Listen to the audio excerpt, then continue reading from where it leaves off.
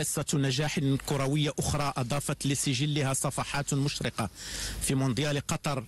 السيد منير الكجوي محترف بنادي الوحدة السعودي.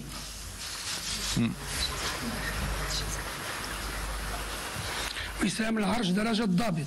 منير الكجوي شباك مرمى ملعب التمامة ستظل شاهدة على بلائه الحسن في مباراة المغرب ضد بلجيكا. محترف بنادي كوينز بارك رانجرز الإنجليزي. وسام العرش درجة الضابط.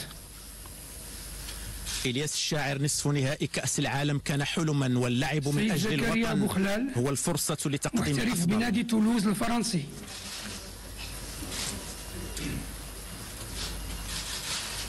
وسام العرش درجة الضابط. زكريا بوخلال عزيمة وإرادة لمهاجم لا تفتر، وإن وصلت إلى شباك الخصم وحققت الهدف فالعود والمسير من جديد نحو الشباك هو الأمل. محترف بنادي ستاندارد دو ليج البلجيكي. وسام العرش درجة الضابط. سليم أملاح شغف قوي بالقميص الوطني وإرادة تتحدى الصعاب لتشريفه والشرف بارتدائه. الزلزولي محترف بنادي أوساسونا الإسباني.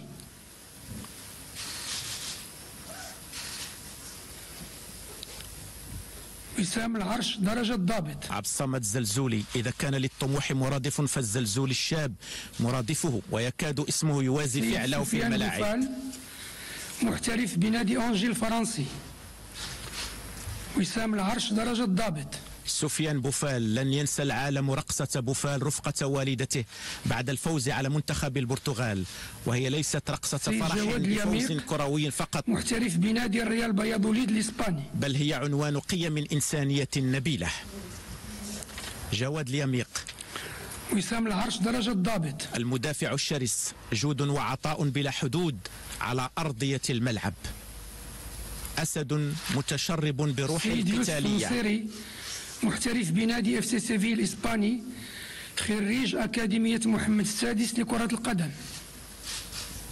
وسام العرش درجة الضابط. يوسف نصيري من تربى على أرض أكاديمية محمد السادس لكرة القدم لن يرضى إلا بالنصر. سيد أشرف داري محترف بنادي ستاد بغيستوا الفرنسي.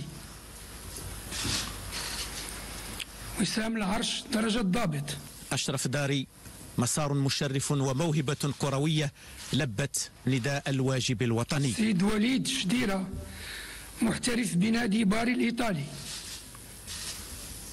وسام العرش درجة الضابط. وليد شديرة مهاجم المنتخب الوطني، فخر واعتزاز بالقميص الوطني وجهد تلو جهد، فالمطلب عزيز وجسر العبور إليه مليء بالمطبات. سيد أحمد رضا التقناوتي محترف بنادي الوداد البيضاوي، خريج أكاديمية محمد السادس لكرة القدم.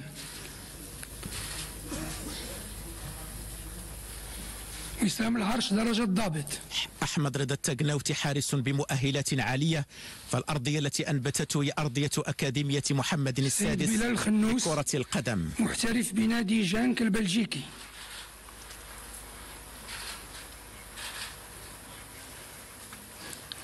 وسام العرش درجة الضابط. بلال خنوس صغير في عمره كبير في وطنيته، عملاق في حلمه، أخلاق الكبار وعزيمة الشباب. بدر بانون محترف بنادي قطر الرياضي.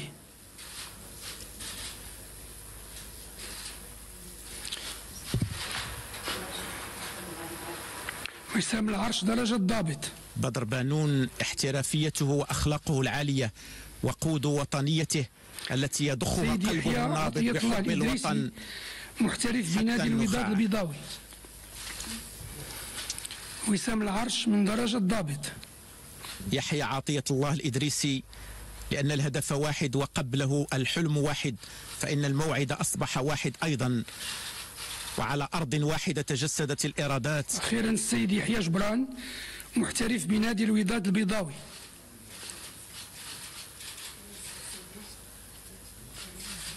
وسام العرش درجة الضابط. يحيى جبران من كل المشارب الكروية تشربوا، والتحمت الخبرة بالخبرة، وزادت الإرادة الكتيبة قوة، فالتألق أبدا لم يكن صدفة، هو عمل شاق ومسار طويل، لكن بنفس الإصرار في الاستقبال والتوشيح من طرف جلالتكم نصركم الله رئيس الجامعة ولاعب المنتخب الوطني لكرة القدم المتألق في نهائية كأس العالم قطر 2022، رئيس الجامعة الملكية المغربية لكرة القدم السيد فوزي القجع.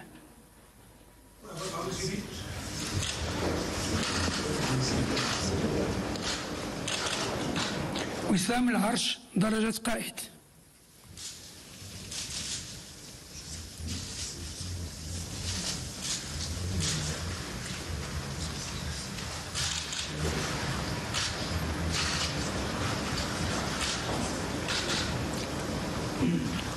الناخب الوطني السيد وليد الركراكي.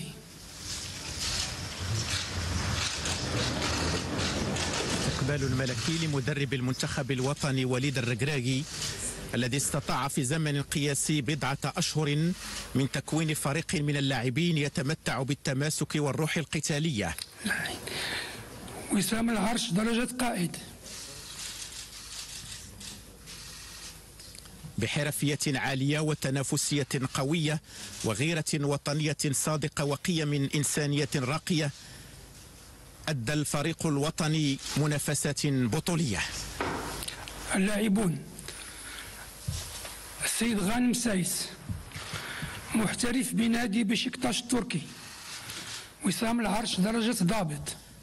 تكريم ملكي لعميد الفريق الوطني غانم سايس الذي أبان عن روح قيادية في مختلف مباريات المونديال التي جمعت الفريق الوطني. السيد ياسين بونو محترف بنادي FC سيفيل الإسباني. وسام العرش درجة ضابط. حامي عرين أسود الأطلس ياسين بونو أول حارس مرمى إفريقي يحافظ على نظافة شباكه خلال 3 مباريات. أرقام قياسية عديدة دخلت سجل مفاخر النخبة الوطنية. السيد أشرف حكيمي محترف بنادي باريس سان جيرمان الفرنسي. أشرف حكيمي. وسام العرش درجة ضابط. أشرف حكيمي تجربة فريدة متفردة كمدافع يحسب له 1000 حساب وجدار منيع انكسرت أمامه كرات الخصم تباعا. وتكريم ملكي لجلالة الملك حفظه الله نصره الله. السيد نصير المزراوي محترف بنادي بايرن ميونخ الألماني. وسام العرش درجة ضابط. نصير مزراوي ذراع آخر من أذرع دفاع المنتخب الوطني الذين عزفوا على أرضية ملاعب قطر سيمفونية مجد كرة القدم المغربية. السيد سفيان أمرابط محترف بنادي فيورنتينا الإيطالي.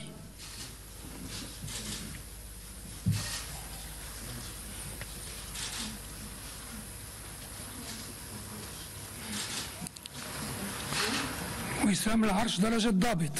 وسط الميدان سفيان مرابط وواسطة عقد المنتخب الوطني النفيس بكل عناصره المتسمة بالاحترافية العالية والتنافسية القوية.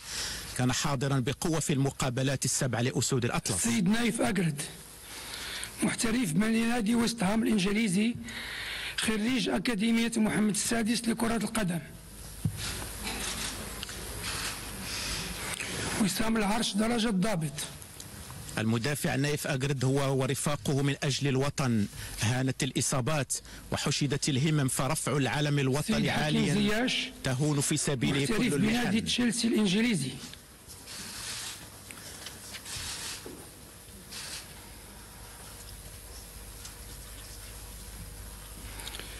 وسام العرش درجة ضابط. حكيم زياش ذو القدم اليسرى الذهبية والروح القتالية العالية المؤمن حتى النخاع بأن النصر لا طعم له إلا تحت الراية الحمراء بالنجمة الخضراء. محترف بنادي أنجي الفرنسي خريج أكاديمية محمد السادس لكرة القدم.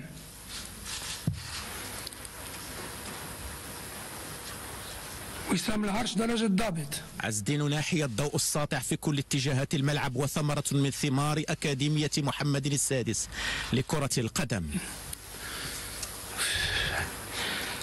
السيد عبد الرزاق حمد الله محترف بنادي اتحاد جدة السعودي. قول هذاك عبد الرزاق حمد الله إسهام في صنع درجة الضابط. لحظات مونديال 2022. السيد أنس زروري محترف بنادي بيرنلي الإنجليزي،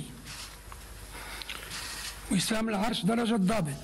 أنس زروري سواعد قوية واعدة لمنتخب قوي متماسك، حقق فوزا كان حلما صار حقيقة وشرع الباب نحو عطاءات هي اليوم أحلام محترف ومفخرة. بنادي سامبدوريا الإيطالي.